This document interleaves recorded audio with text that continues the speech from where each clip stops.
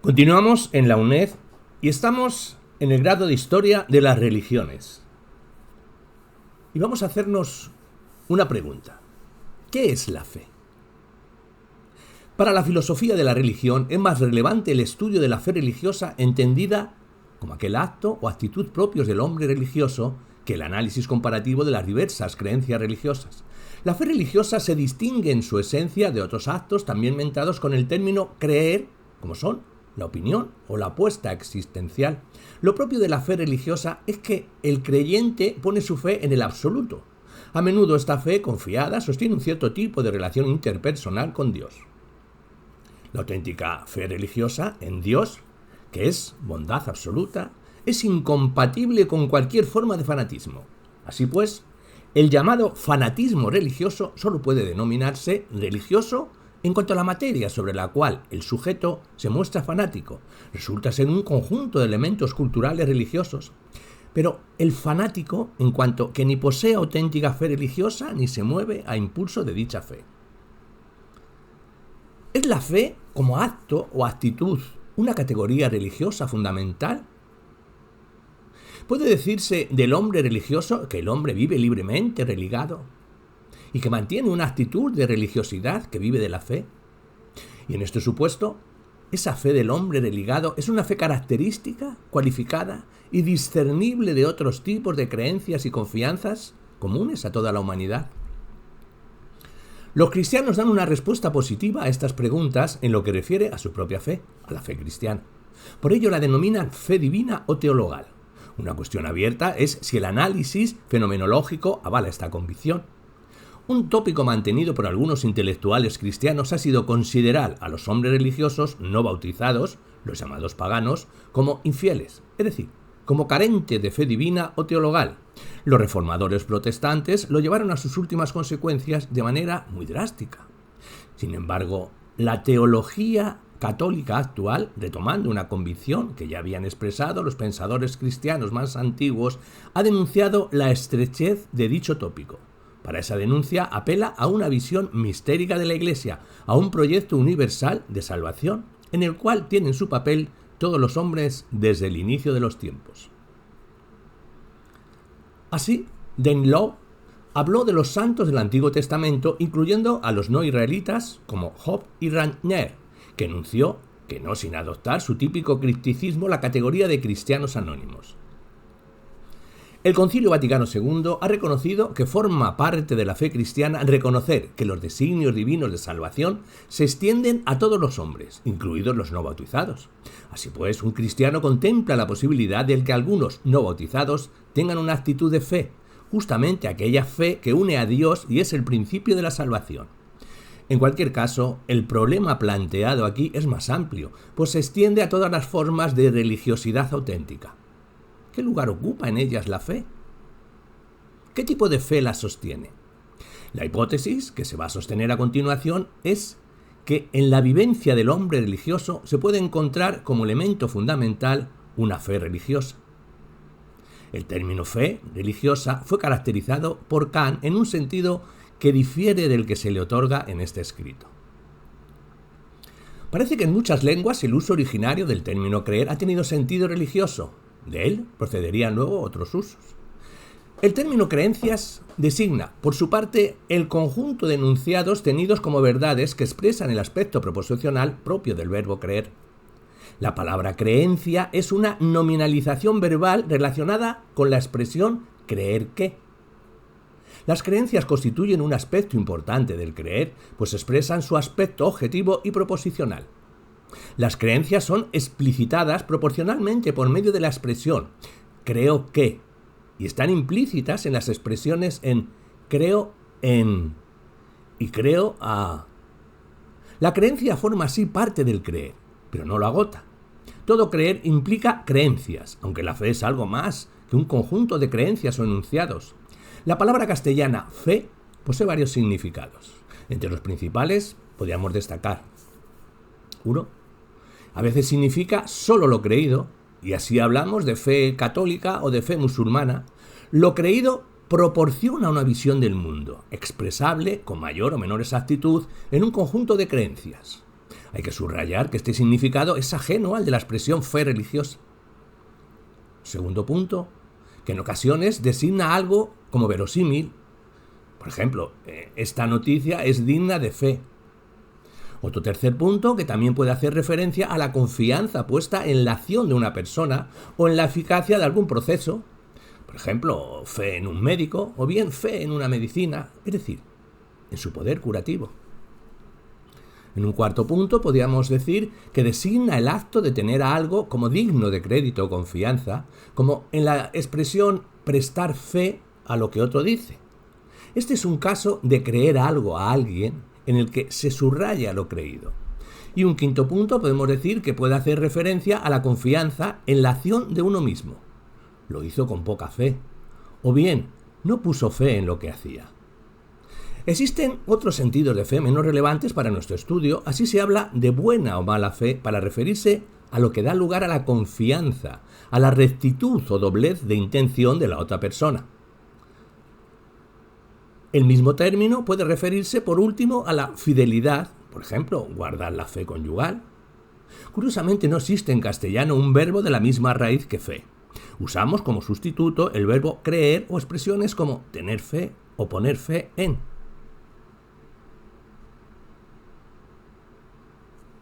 Uno de los sentidos del término creer es el de tener fe religiosa. Parece claro que la fe religiosa está supuesta en el hecho de tener religión. Solo así se explica que el lenguaje común describa al hombre religioso como un creyente. Es más, cuando se habla de creyentes, sin más, uno se está refiriendo a personas con religiosidad, de modo que quien tiene fe religiosa se denomina por antonomasia creyente. Puede mantenerse la hipótesis de que la fe religiosa es siempre un tipo de fe en Dios, o bien, si se prefieren otras expresiones, un tipo de fe en la divinidad, fe en lo divino o fe en lo trascendente. El creer del hombre religioso es un acto cualitativamente distinto de otros tipos de creencia y no se distingue solo de ellos por su objeto o contenido, por lo creído, sino por su misma estructura como acto intencional. Así, las creencias que no están vivificadas por la actualidad de la fe religiosa no tienen más fuerza que la de meras opiniones. Por ejemplo, si la creencia de que Dios existe no es sustentada por una fe religiosa porque el sujeto que cree en Dios no cree simultáneamente a Dios, su afirmación deística no es sino una mera conjetura teórica, incapaz de polarizar su existencia eterna entera. Lo característico de la fe religiosa es que el sujeto pone fe en un absoluto, que generalmente es denominado Dios, el cual exige arriesgar toda la existencia humana. La fe religiosa ha sido definida por Basil Mitchell como una dependencia confiada en Dios. La fe religiosa no debe ser confundida con un tipo o género de opinión que versaría sobre objetos específicos, temas religiosos o lo divino. Las diferencias entre opinión y fe religiosa son muy hondas. Ciertamente, cuando alguien tiene una opinión más o menos fundada sobre una cuestión, se suele decir de él, cree que tal cosa es así. Aquí, creer se usa como sinónimo de opinar o de suponer y significa haberse formado un parecer sobre algún hecho o alguna materia cuestionable y afirmar dicho parecer. Si acudimos al lenguaje ordinario, nos encontramos con que creer puede indicar el falso tener por verdadero. Por ejemplo, dice, creía que hoy era lunes, pero es martes. La mera impresión de que creo que mañana lloverá. O la sospecha acerca de algo, creo que llegará tarde. O la opinión, creo que es correcto. En todos estos casos hay una referencia a una posible arbitrariedad subjetiva. Creer, en estos casos, puede referirse a imágenes aparentes o engaños.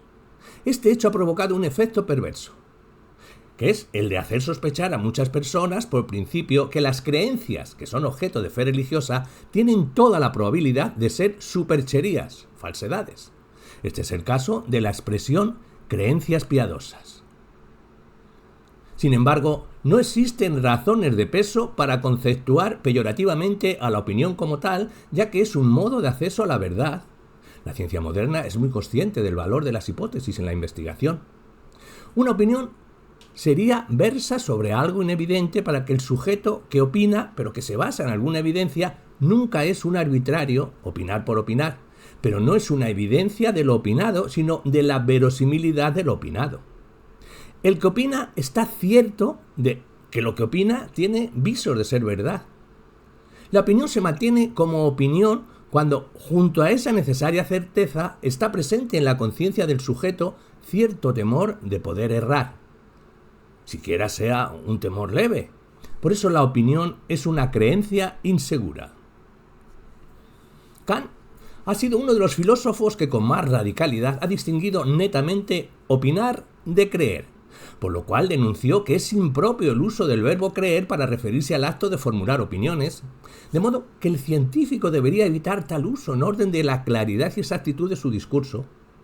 Continuando esta pauta de pensamiento, proponemos que para distinguir netamente fe y opinión, siempre que se desea aludir a las opiniones como creencias, se emplee la expresión creencia versus opinión. La creencia versus opinión es significada muy característicamente por el término inglés belief. Aunque este término puede usarse también para referirse a la fe, en dicho idioma existe otro, para ello la palabra foi, que es más adecuada.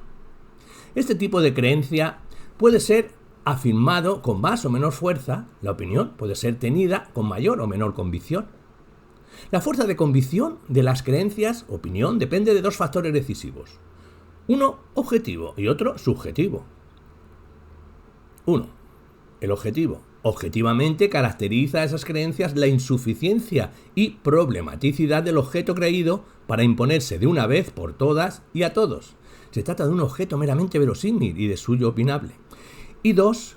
El subjetivo, que subjetivamente la creencia opinión puede tener tanto poder de autopersuasión cuanto mayor sea la fuerza con que el sujeto quiere aferrarse a la concepción que personalmente él se ha formado y que por ser suya propia es objeto de estimación y de expresa afirmación.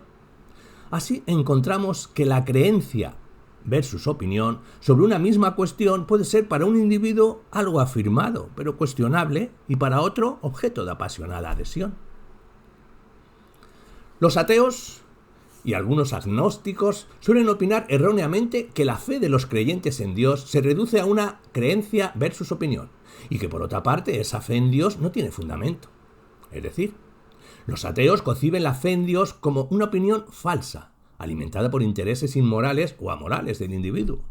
Por eso no solo tratan de combatir la fe ridiculizando sus contenidos, sino que niegan a los creyentes el derecho de presentar el objeto de la fe como algo real, y presionan para que se mantenga recluido en el interior de la conciencia.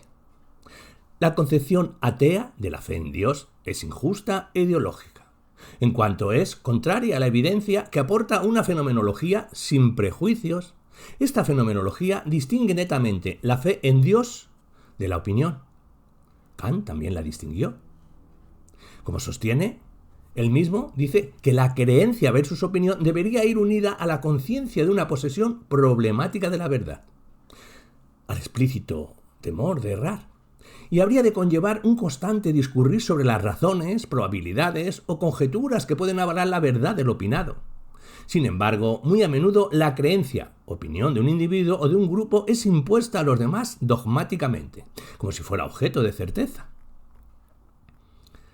Hay que hacer notar que en general, al hablar de opiniones de alguien como de sus creencias, se está acentuando implícitamente la fuerza subjetiva de afirmación, la vehemencia de una convicción que se basa en la conformidad de lo creído con los intereses de ese sujeto y no en su probabilidad o verosimilitud de objetivas. Si a veces resulta difícil conseguir que alguien se rinda a la evidencia y salga de sus creencias erróneas, de sus opiniones mal encaminadas hacia la verdad, es precisamente porque estima que esas creencias son suyas, que forman parte de su personalidad, de modo que prescindir de ellas significaría autoalienarse. Quienes así se comportan son fanáticos, enemigos de la genuina libertad del pensamiento y oscurantistas en cuanto precipitan a su comunidad en falsas certezas que carecen de fundamento. Obsérvese que este fenómeno puede darse en personas que, sin tener fe religiosa, han adoptado determinadas opiniones o puntos de vista en materias religiosas. Pero no por ello debe calificarse este tipo de desvarío como fanatismo religioso u oscurantismo religioso, ya que no está impulsado por una actitud realmente religiosa. Sin embargo, hay que reconocer que desgraciadamente los casos de este tipo de fanatismo profano en materias religiosas no son infrecuentes.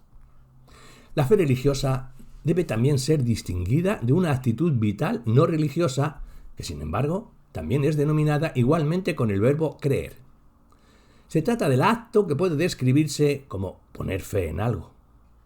En muchas cuestiones vitales, el sujeto necesita adoptar creencias que inciden más profundamente en el espíritu del hombre que las meras opiniones, porque el sujeto ha de apoyarse él mismo y su vida en dichas creencias. Así, por ejemplo, al andar, estoy suponiendo que la tierra no cederá bajo mis pies. Al salir a la calle, doy por sentado que nadie está aguardándome para atentar contra mi vida. Al atravesar un cruce de calles, cuento con que otros conductores de automóviles repetirán y respetarán el semáforo. Y junto a estas creencias prácticas de la vida cotidiana, operan en el hombre creencias más hondas. Al levantarme cada día, supongo que la vida no tiene sentido o que sí lo tiene y que seré capaz de emprender mi trabajo, que encontraré cariño y satisfacciones en mi día. Todas estas creencias no son equiparables a las opiniones. Obsérvese, en efecto, que siendo muy débil la fundamentación objetivamente comparable y de estas creencias, es, paradójicamente, fortísima la conformidad, el crédito y el asentamiento que el sujeto les presta. Lo más característico de estas creencias vitales es que ya sea mayor o menor su credibilidad objetiva, su vehemencia y firmeza no están proporcionadas a este baremo, sino que se relaciona estrechamente con alguna corazonada, fundada en un deseo natural o en una necesidad vital. El sujeto de esta creencia es consciente, al menos implícitamente, de la hondura vital que suponen, por ejemplo, tener fe en el futuro, tener fe en uno mismo, tener fe en el progreso o en un proyecto personal de vida. Por todo ello, esas creencias merecen no ser consideradas como meras opiniones, sino como apuestas vitales, porque en ellas el sujeto no se limita a juzgar la probabilidad de un evento o el valor de una ideal, sino que además compromete libremente su existencia a que tal evento ocurra o a que tal ideal se realice. Estas creencias están teñidas de esperanza, de confianza en algún proyecto futuro. A una creencia versus apuesta de este tipo suele referirse la expresión tener fe en algo. También son creencias, apuestas, algunas formas de tener fe en alguien, cuando a esta expresión se le da el sentido de esperar de una persona una determinada conducta. La praxis moral siempre supone este tipo de creencias. Por ejemplo, creer que a pesar de las apariencias, el cumplimiento de un deber arduo deparará un bien más alto.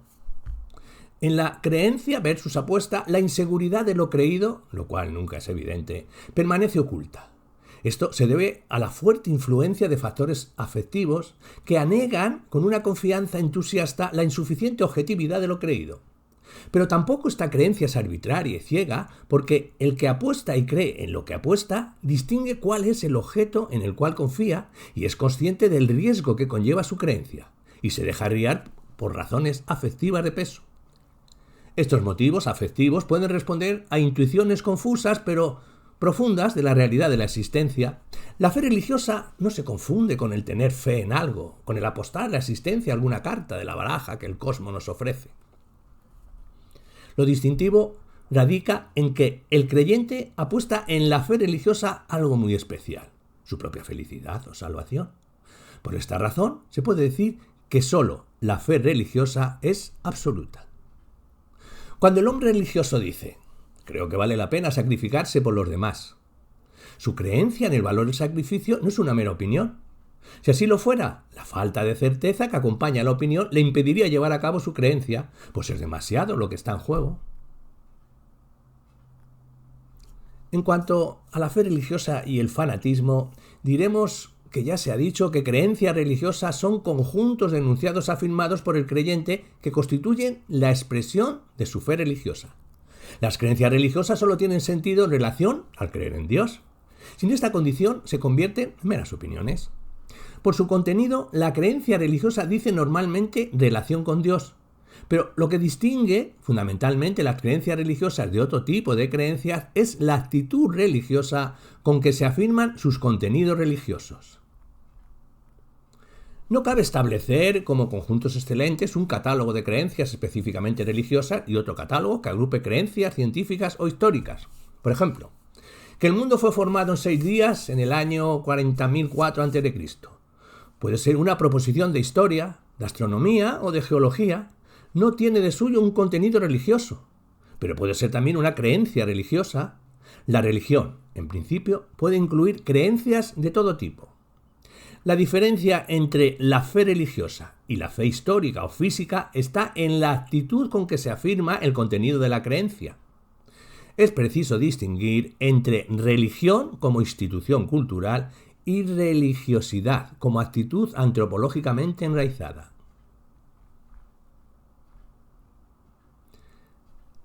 La expresión creencia religiosa tiene muchas veces un matiz peyorativo e invita al indiferentismo en cuestiones religiosas por la abusiva equiparación que ciertos autores realizan entre las creencias religiosas de las diversas religiones. ¿Cuál es el origen de las creencias religiosas? Los hombres conectan, aunque de forma muy diversa, según las personas, su fe religiosa con los dogmas, normas y ritos que se les proponen a través de sus respectivas tradiciones históricas. Estas tradiciones comunitarias son vehículos sensibles de la fe religiosa y que son igualmente modos de expresarla y de ejercitarla. En consecuencia, estos dogmas y ritos se tiñen para cada sujeto en mayor o menor medida de cierto carácter absoluto. Debe subrayarse que ello depende en gran medida de la libertad de cada persona. Si la religiosidad es un compromiso personal, la conexión entre lo divino y cada una de las creencias religiosas que ofrece una tradición cultural es decidida personalmente. Cuando una persona acepta libre y conscientemente que un elemento de tradición religiosa es divino, lo hace objeto de su fe religiosa, lo convierte en una creencia religiosa que tiene carácter absoluto. Ahora bien, ¿es ello legítimo?